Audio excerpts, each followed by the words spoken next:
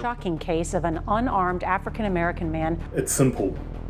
All lives can't matter until Black Lives Matter. Biggest gathering London has seen in weeks. It's time to make right what has been wrong for too long. Protests breaking out in Atlanta over the deadly police shooting of an African-American man outside a fast food restaurant. Being a Black fitness professional is constantly second-guessing whether you're good enough or whether you belong. I remember one day I was discussing with one of my three sons. I was trying to teach them about all the history and all the civic rights movement. At some point he asked me that why can't you just become white like Michael Jackson, because if you become white then the problem is solved. In episode 1, we looked at how African Americans came to be and just some of what they went through during slavery and after. In this episode, we take a look at one of the pivotal time periods in U.S. history, the Civil Rights Movement, and how the actions of a few helped the masses.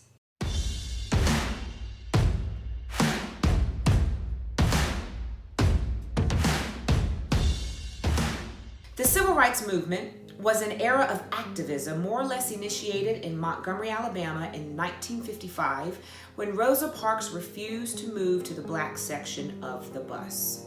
Her actions led to a decade of legislation and governance. Other key figures in this era were Martin Luther King Jr., who espoused nonviolent protest, and Malcolm X, whose approach was more militant. The Civil Rights Acts of 1957 and 1964 helped eliminate voter suppression and created equal employment laws. The Voter Rights Act of 1965 banned voter literacy tests. And the Fair Housing Act of 1968, which stopped discrimination on the basis of race, religion, national origin, and sex, was one of the last things Martin Luther King Jr. oversaw before his assassination that same year. His efforts, along with those of Malcolm X, Rosa Parks, and many other activists, were paramount in galvanizing African Americans.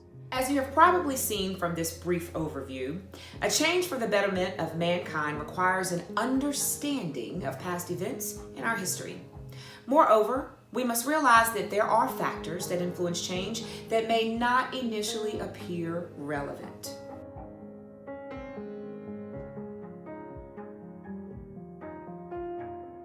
So now let's take a look at the fitness industry and look at how a lot of what you've heard impacts the way color is represented and why we need to change it within our industry.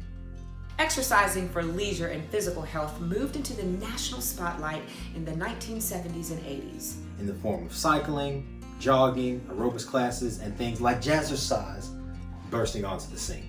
Physical health alone doesn't appear to discriminate, but when you take into consideration that physical health, geographic location, race, education, income are all correlated, you can understand how African Americans may be at a slight disadvantage based on everything we've learned so far.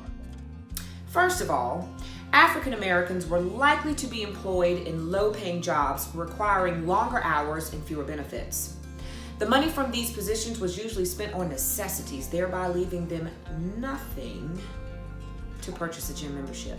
Secondly, the education of these low-wage groups may not have emphasized the positive correlation of physical fitness and overall health.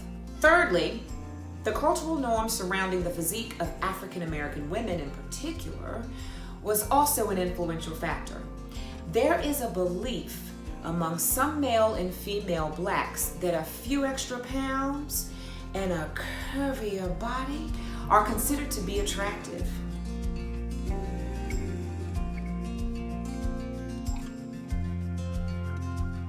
The health and fitness industry is just one of many examples of a sector in modern society that is still basically closed to Black people. The combination of toxic fitness culture, diet culture, whitewashing in advertising, the glorification of Caucasian beauty as standard, and the ever-present indoctrinated bias among Black people make this very important, potentially life-saving offering unavailable to Black people as an avenue to a healthier life or successful career. African Americans are largely underrepresented within the fitness industry.